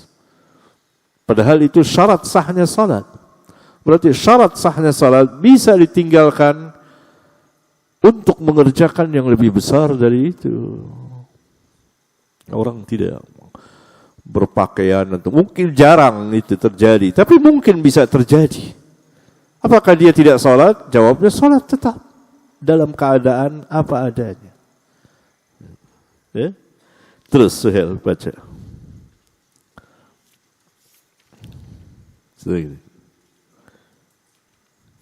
Ini nanti akan diulang barangkali hadis ini di bagian Kitabul Hajj, ini lebih tepat karena berkaitan dengan permasalahan pembangunan Ka'bah. Dan orang-orang kufar Quraisy saat itu kekurangan biaya untuk membangun kembali seperti bangunan Nabi Allah Ibrahim alaihi salam. Sehingga Hijr Ismail itu dinamakan Hijr Ismail. Itu tadi bangunannya sampai di situ. Maka tidak ada biaya lagi, maka dikasih tanda. Lalu orang sholat di Hijr Ismail di dalamnya sama dengan sholat di dalam Ka'bah. Nggak tahu sekarang masih bisa atau tidak. Silakan Syekh. Haddatsana Sulaiman bin Harb qala babnya sudah. باب الصلاة في القميص والسراويل والتبان والقباء. حدثنا سليمان بن حرب قال حدثنا حماد بن زيد عن أيوب عن محمد محمد بن سيرين عن أبي هريرة قال قام رجل إلى النبي صلى الله عليه وسلم فسأله عن الصلاة في الثوب الواحد فقال أو كلكم يجد ثوبين ثم يسأل رجل عمر فقال إذا وسع الله فأوسعوا جمع رجل عليه ثيابه صلى رجل في إزار ورداء في إزار وقميص في إزار وقباء في سراويل ورداء في سراويل وقميص في سراويل وقباء في تبان وقباء في تبان وقميص قال وأحسبه قال في تبان ورداء. حدثنا عاصم بن علي قال حدثنا ابن أبي ذئب عن الزهري عن سالم عن ابن عمر قال سأل رجل رسول الله صلى الله عليه وسلم فقال ما يلبس المحرم فقال لا يلبس القميص ولا السراويل ولا البرنس ولا ثوبا مسه زعفران ولا ورس فمن لم يجد النعلين فليلبس الخفين وليقطعهما حتى يكون أسفل من الكعبين. وعن نافع عن ابن عمر عن النبي صلى الله عليه وسلم مثله. Iya. Babu salat, bab salat fil qamis dengan mengenakan gamis wassarawil sirwar celana yang mempunyai dua kaki, ini celana panjang, watubban. Tubban itu dia mirip sirwal tetapi tidak ada dua kakinya, bukan celana. Rok, tahu rok, pendek, sepaha. Itu tubban, terbuat dari kulit. Dulu kaum laki-laki memakai itu. Kalau sekarang mungkin nggak? Nggak mungkin. Ya mungkin masih ada. Tubban kalau di Arab mungkin masih ada. Tubban. Tubban itu pakaian yang bukan hanya ada di kalangan bangsa Arab, tapi juga di kalangan bangsa Romawi dan Tubban. Jadi rok pendek terbuat dari kulit. Ya. Itu dahulu pakaian mereka seperti itu. Wal qoba ini apa? Seperti pakaian luar ya. Itu. Ini jenis pakaian mereka. Jenis pakaian mereka. Yang dahulu ada, sekarang nggak ada. Seperti peci ini. Ini dulu ada apa tidak? Dari mana peci ini asalnya? Dulu mungkin tidak ada pada zaman Nabi Sallallahu Alaihi Wasallam. Peci seperti ini. Mana riwayatnya? Mungkin peci mereka kalau ada berbeda. Atau mungkin mereka tidak pakai tutup kepala. Mereka ada sorban. Sorban ada. Sorban jelas imamah, banyak riwayatnya. Banyak riwayatnya. Peci modelnya macam-macam. Ya, nah, itu bisa dilihat di riwayat. Beda. Berarti ada keluasan. Ada keluasan. Ya. Kemudian dibawakan hadis yang hadis Abu Hurairah. Seseorang bertanya kepada Nabi sallallahu alaihi wasallam tentang memakai salat mengenakan satu kain. Anis salati fi thawbil wahid. Maka beliau menjawab dengan jawaban yang bagus sekali. Awa kullukum yajidu thawbaini. Yani salat dengan memakai satu pakaian mencukupi. Apa kamu tidak tahu? Apa tiap-tiap kita ini mempunyai dua pakaian? Yakni Nabi SAW berbicara tentang kenyataan yang ada. Jawaban beliau tentang kenyataan yang ada. Agar tidak membebani para sahabat. Harus dengan dua pakaian. Maka beliau mengucapkan awa kullukum yajidu thawbain. Apakah tiap-tiap kamu mempunyai 2 pakaian? Tidak. Umumnya kamu 1 pakaian.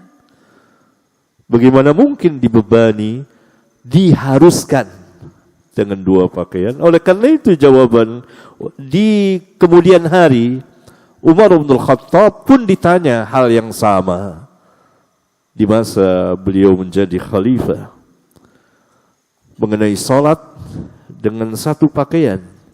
Maka Umar menjawab, "Idza wassa'allahu fa'ausi'u." Tidak diharuskan. Jika Allah meluaskan kamu, ada rizki, kamu silakan luaskan, pakai dengan 2 pakaian. Kalau kita kan rata-rata memang 2 jenis pakaian. Seperti yang kita pakai saat ini. Rata-rata 2 pakaian. Misalnya kata Umar, jama'a rajulun alaihi thiyabahu, shalla rajulun fi izarin wa rida.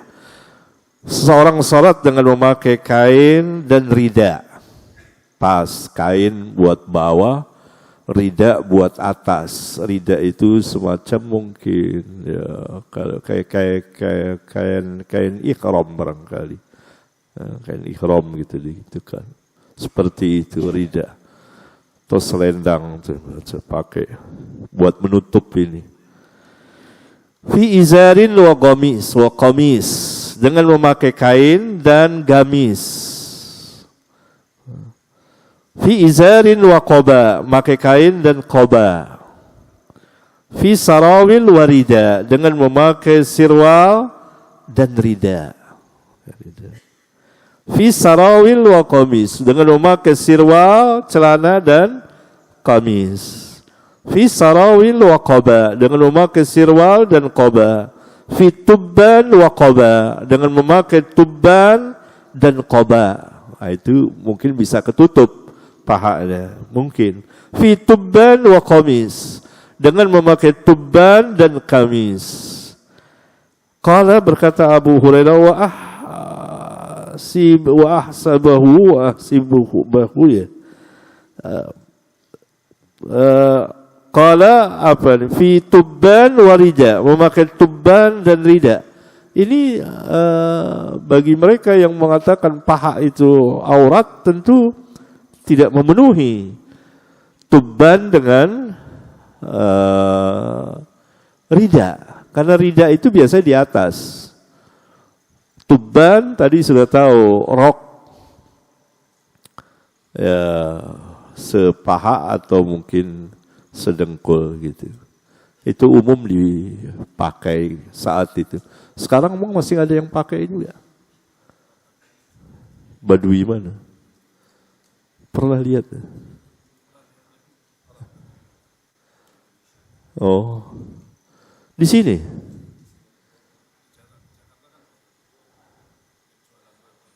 Oh, kain atau apa? Oh, kainnya digulung. Oh, gitu ya. Ya mungkin. Oh, tuban itu, ya tuban. Tuban pendek sekali. Iya, betul, ya betul segitu ya, benar tuban. Tapi bukan kain kalau tuban, kulit. Karena dia juga dipakai untuk perang. Karena memudahkan kalau untuk perang itu. Gerak kakinya kan mudah itu. Iya, itu pakaian yang umum di Timur Tengah, di Romawi itu mereka pakai pakaian seperti itu.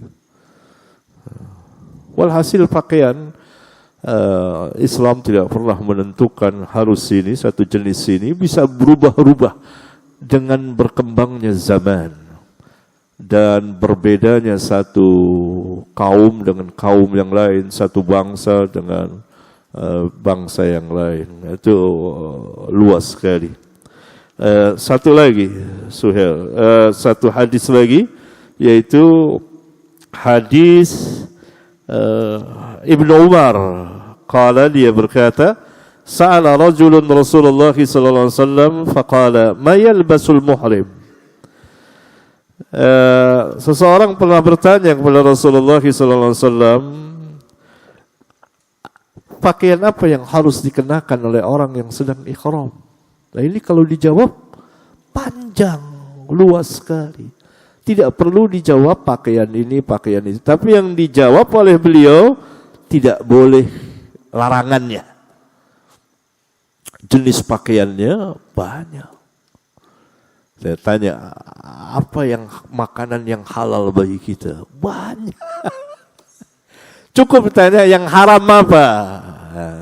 Ini yang haram, ini. Maka Rasulullah SAW menjawab berbeda. Dijawab larangannya. Faqala la yalbasul qamis, tidak boleh memakai gamis. Wala sarawil, tidak boleh memakai sirwal, termasuk celana dalam, tidak boleh lepas.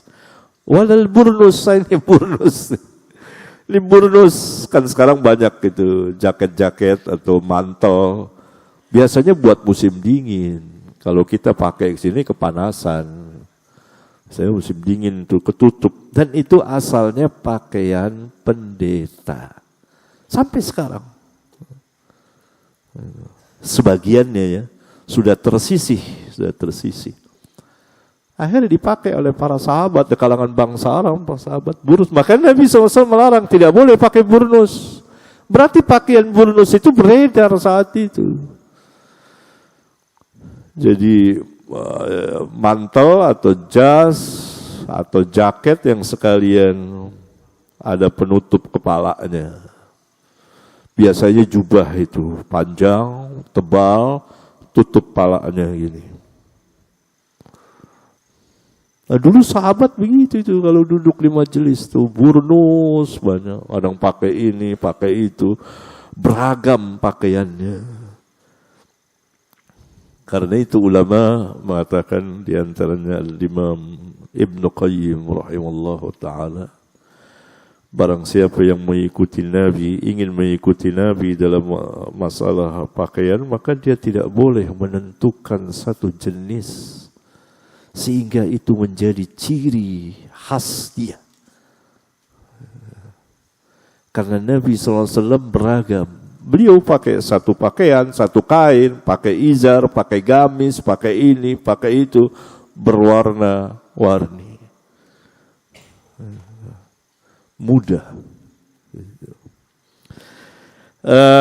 Wala thawban massahu za'faran wala warasun. Tidak boleh memakai pakaian yang telah dilumuri oleh za'faran, ya, warasun, yakni minyak wangi. Nah, itu kan banyak pertanyaan dari kaum muslimin, gimana kalau sabun, sampo, ya. Sebetulnya keduanya itu bukan minyak wangi. Tetapi kalau sabun itu diberi wangi-wangian, ada sabun yang sekalian minyak wangi, itu harus dihindari lebih baik. Faman lam yajidin na'alaini falyalbas al-khuffain wal yaqta'huma hatta yakuna asfala minal ka'bain. Barang siapa yang tidak mendapatkan kedua sandal, maka hendaklah dia mengenakan sepatu, dan hendaklah ia memotong keduanya sehingga kedua mata kakinya terlihat. Ini di awal di Madinah beliau bersabda. Kemudian beliau bersabda lagi di Arafah, boleh, tidak perlu dipotong. Kalau orang tidak punya sandal untuk dikenakan dan tertutup mata kakinya, maka boleh pakai sepatu dan tertutup mata kakinya, walaupun sepatu itu menutup mata kaki. Kalau dia tidak punya sandal. Satu lagi sudah. باب ما يستر من العورة. حدثنا كتيبة بن سعيد قال حدثنا الليث عن ابن شهاب عن عبيد الله بن عبد الله بن عتبة عن أبي سعيد الخدري أنه قال نهى رسول الله صلى الله عليه وسلم عن اشتمال الصماء وأن يحتبي الرجل في ثوب واحد ليس على فرجه منه شيء. حدثنا كبيصة بن عقبة قال حدثنا سفيان عن أبي الزناد عن الأعرج عن أبي هريرة قال نهى النبي صلى الله عليه وسلم عن بيعتين عن اللماس والنباذ وأن يشتمل الصماء وأن يحتبي الرجل في ثوب واحد. حدثنا إسحاق قال حدثنا يعقوب بن إبراهيم قال حدثنا ابن أخي ابن شهاب عن عمه قال أخبرني حميد بن عبد الرحمن بن عوف أن أبا هريرة قال بعثني أبو بكر في تلك الحجة في مؤذنين يوم النحر نؤذن بمنى ألا يحج بعد العام مشرك ولا يطوف بالبيت عريان. قال حميد بن عبد الرحمن ثم أردف رسول الله صلى الله عليه وسلم عليا فأمره أن يؤذن ببراءة. قال أبو هريرة فأذن معنا علي في أهل منى يوم النحر لا يحج بعد العام مشرك ولا يطوف بالبيت عريان. Al-Imam dalam bab ke-10, bab ma yasturu minal aurah, yang bab apa yang menutup dari aurat. Hadis nomor 367 dan 368.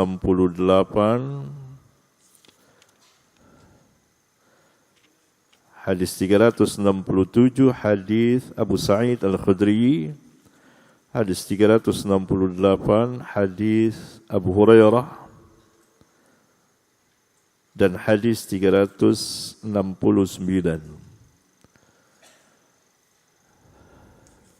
Di antara faedah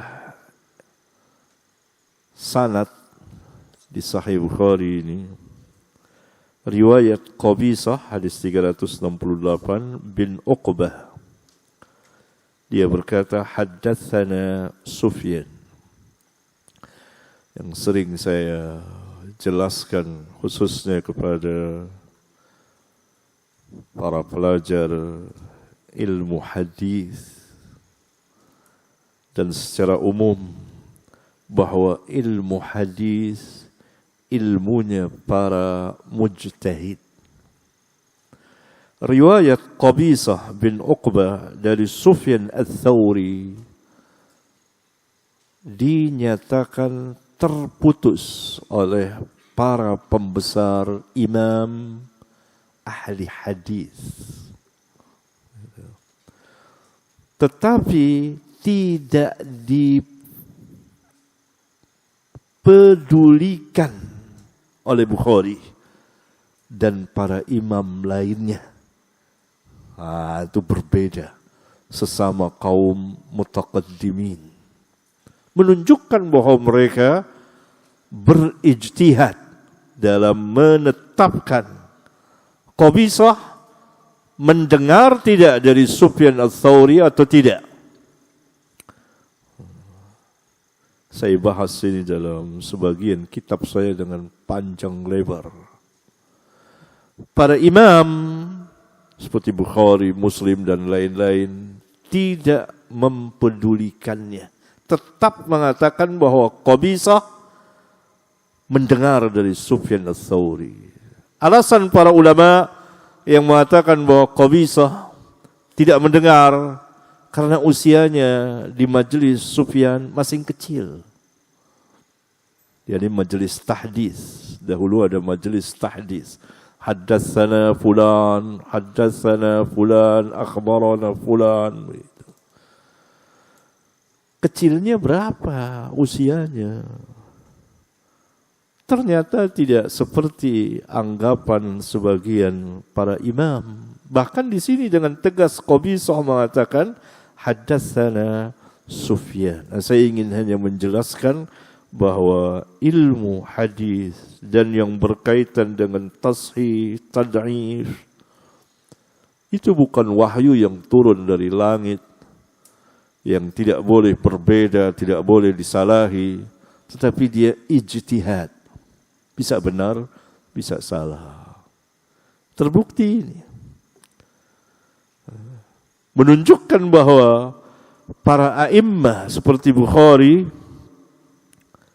membantah para imam itu yang sezaman dengannya atau lebih tinggi darinya, bahwa tetap Qabisah mendengar dari Sufyan Ats-Tsauri. Dan saya menyelidikinya, ternyata usianya 16 tahun. Apa 16 tahun kecil? Dalam mengambil riwayat hadis itu di majelis tahdits, kalau 16 atau 18 tahun. Berarti yang benar para imam seperti Bukhari dan Muslim.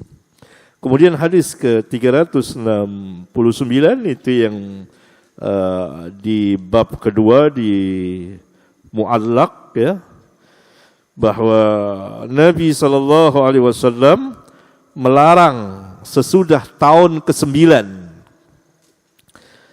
ya, la yahujju ba'dal 'ami musyrikun wa la yatufu bil baiti uryanun.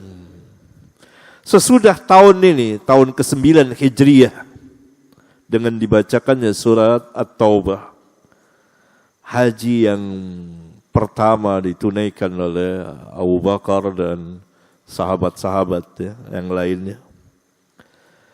Musyrik, ya, tidak boleh berhaji sesudah tahun ini seorang pun musyrik.